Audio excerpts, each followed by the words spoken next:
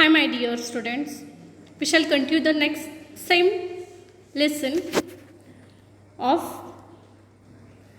physics measurement of matter. In this session, we are going to discuss the points molecular mass, mole, Avogadro's number, valency, variable valency, radicals, chemical formula of compound. So let us discuss more about these concepts step by step. First one is a molecular mass. Students, in this year the molecules of elements and compounds are reduced from your portion.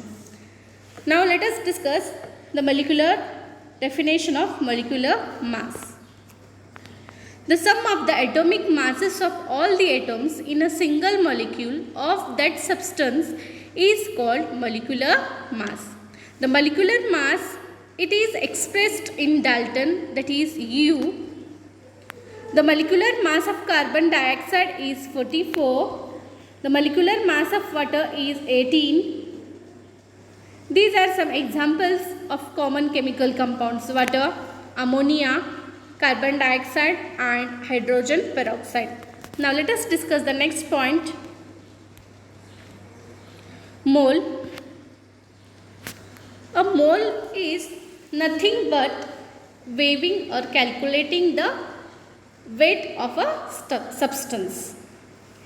When element and compound take part in a chemical reaction, it is their atoms and molecules that react with each other, and therefore it is necessary to know the number of their atoms and molecules. However, while carrying out a chemical reaction, it is convenient to measure out quantities that can be handled instead of counting the numbers of atoms and molecules. The concept of mole is useful for this purpose. Let us discuss the definition. A mole is that quantity of a substance whose mass in gram is equal in magnitude to the molecular mass of that substance in Dalton. For example, the molecular mass of oxygen is 32. The molecular mass is 32. The mass of oxygen is 32 U. Here, and therefore the 32 gram of oxygen is 1 mole of oxygen. Therefore, the mass of that water is 18 U. Therefore, the 18 gram of water make 1 mole of water. 32 gram of oxygen is 1 mole of oxygen. The atomic mass of carbon is 12 U. Therefore, 12 gram is 1 mole of carbon. And the number of moles of substance N is equal to, we can calculate by measuring the molecular mass of substance in gram divided by a molecular mass of a substance. This is the concept of mole.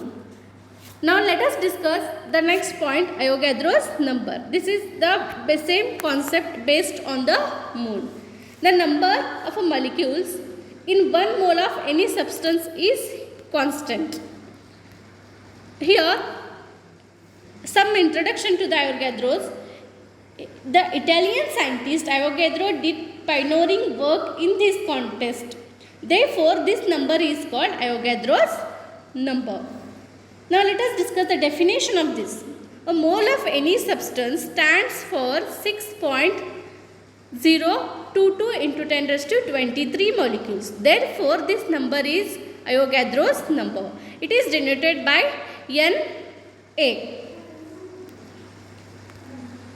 For example, a mole of water that is 18 grams of water contains 6.022 10 raised to 23. The molecules of water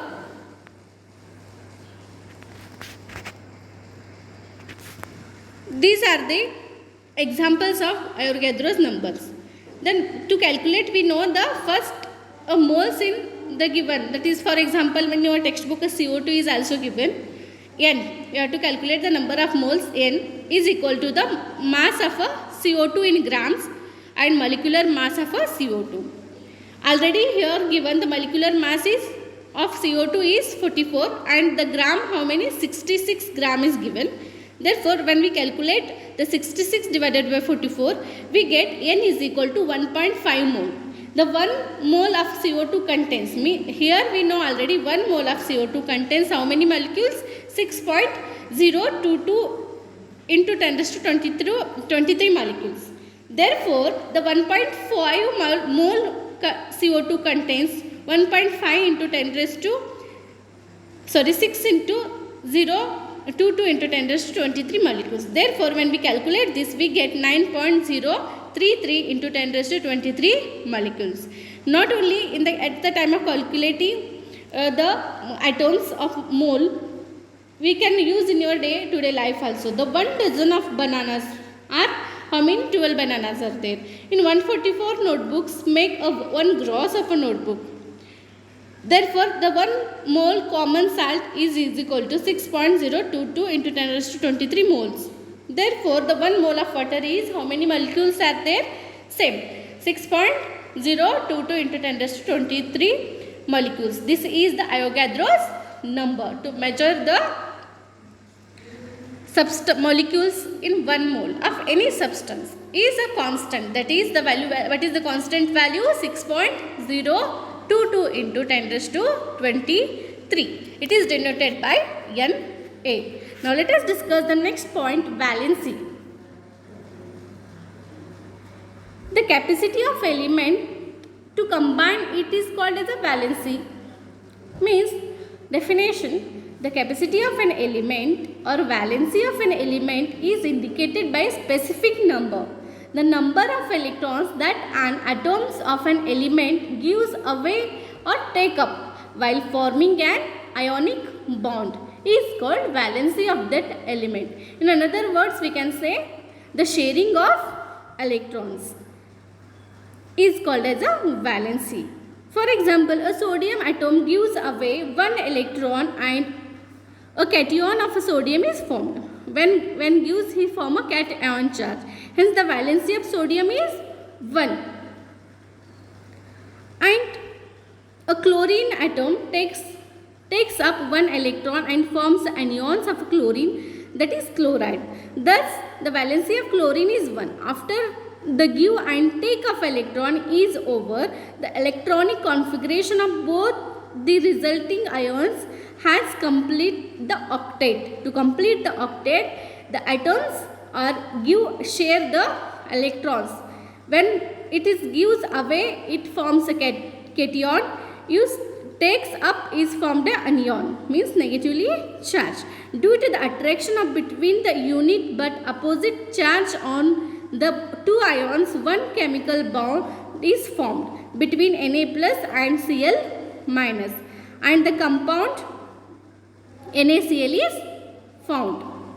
Thus, a sodium atom has the capacity to give away 1 electron, while chlorine atom has a capacity to take up. This means that the valency of both the elements sodium and chlorine is 1. From this, electronic definition of valency is the number of electrons that an atom of an element gives away or takes up while forming the ionic bond is called a valency of that element. Now let us discuss the next point, variable valency. In the variable valency, under the different conditions, the atoms of some elements gives away or takes up in a different number of electrons. In such cases, those elements exhibit more than 1 valency. This property of an element is called as a variable valency. Or we can say the number of electrons cases those elements exhibit more than 1 valency. Means in previous previous concept we have discussed, the sodium and chlorine here has taking 1 electron giving and taking, but here are exhibit more than 1. Those are called variable valencies. The compounds with ionic bonds have two constituents. These are cation and positively charged. Already I have told you the cations means positively charged are called as the cations and negatively charged is called as the anions. They take part in the independently in the chemical reaction, are therefore called as a radicals. We can study deeply. Now let us see in ion. The atomic number here 26 are there. The electronic configuration means in a first orbit it feels 2 electrons, then after in a second orbit 8 electrons, and in a third orbit it has a 14, in a last orbit it has a 2 electrons. Means how many valence cells are there here? 2 valence cells are there. Therefore it is an example for a variable valency. Now let us discuss the next point, or this property is called as a variable valency. Radicals. What is meant by here? Radicals means already I told you the positive and negative charge are called as a radicals. Therefore these in the chemical reaction therefore are called radicals. For example, the sodium Na plus and chlorine ion. The cation radicals are called basic radicals, and the potassium, magnesium 2 plus, aluminum 3 plus. The anion radicals are called acidic radicals. For example, chlorine SO2 4 CO2 minus. These are the acidic radicals. Now let us discuss the next point, a chemical formula of a compound. The characteristics of a compound formed by the ionic bond is that its molecules has 2 parts. These are cation and anion, that is the basic radical and acidic radical. These 2 parts are oppositely charged. The force of attraction between them constitutes the ionic bond. The name of an ionic compound has 2 words. The first word is the name of cation and second word is anion. For example, while writing the formulas, we have to know that the first positive cations are written on the left side and the anions are written on the right side. The charges are not shown through the number of ions in written as a subscript on the right of a symbol of the ion. This is the number is obtained by easily by the method of cross multiplying the valencies. The steps are writing the chemical formula are shown in your textbook on page number 56. So there are some examples I have given of the compounds and formulas. The carbon dioxide is CO2. We are no need to write the symbols of cation, positive and negatively charged. The sodium chloride, Na plus NaCl, you are not able, no need to write. The copper sulfate means when we sodium hydroxide is there, sulfuric acid is there, NaCl, sodium chloride, potassium chloride, carbon dioxide, magnesium chloride, hydrogen sulfide, methane, CH4, hydrochloric acid. These are the some compounds which are shown. Student, in this period we have completed the full 4th lesson of measurement of matter. Thank you, students.